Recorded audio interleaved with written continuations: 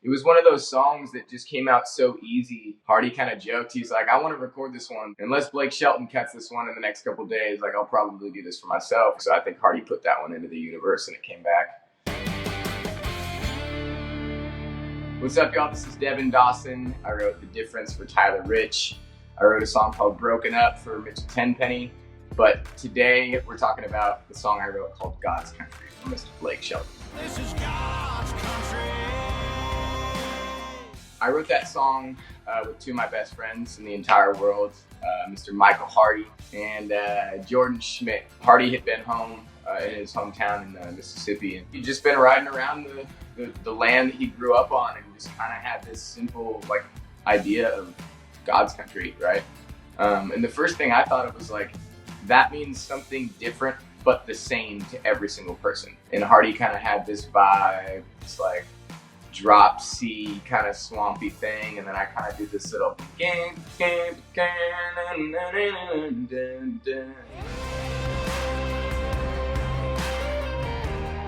I remember saying something like, I don't know how this makes sense, but dogs running is the perfect rhyme for God's country. Dogs running. We were talking about we have to do something. I was like, we have to do something with The Devil Went Down to Georgia. And Hardy instantly said, the devil went down to Georgia, but he didn't stick around. This is God's country. The devil went down to Georgia, but he didn't stick around. I was just like, yeah, that's it. That's a hook.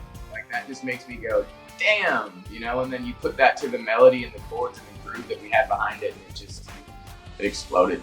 I think at the end of the day, we didn't even realize what we had. We were proud of it and we thought it was a good song, but we kind of just high-fived and we're like, well, can't wait to hear the demo, Jordan, and a couple days later he sent it and we were all like, whoa, that's something special. And Hardy sang the demo, and I remember day of, because we were the verse of, I don't care what my headstone reads. It's really low, right? And then the chorus is super high. I don't care what my headstone reads or what kind of pine wood box I end up in. One thing that I tip my hat to Blake about is he didn't lower the key. He did it exactly the way it was in the demo. And, Hardy's got an incredible range with his voice, and it's not easy to pull that off.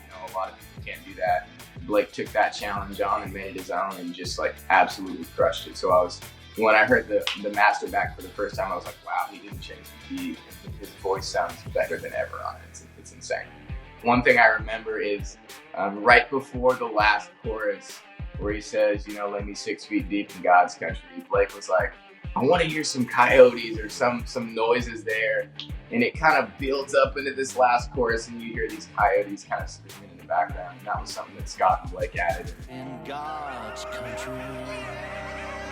It's just another touch of the dogs are in the wilderness out in God's country. And it kind of just brought even more of an image into my head. And I remember hearing that for the first time and just freaking out. One thing I'm really proud of for God's country is, kind of pushing Blake back into the darkness a little bit. I'm a huge fan of Old Red and some of these kind of swampier country darker songs, these anthemic songs that he's done before, and to be a part of a song that kind of brought that renaissance back for him. All of that is so special, but to do it with people that you're so close with forever, I will be super grateful for that song. It was my first number one as a songwriter. Songs are immortal. They're never going to go anywhere. They're always going to be there for you if you want them. I will always have a number one with Blake Shelton for the rest of my life. And I don't know if I've even thought about that till right now. It's pretty crazy.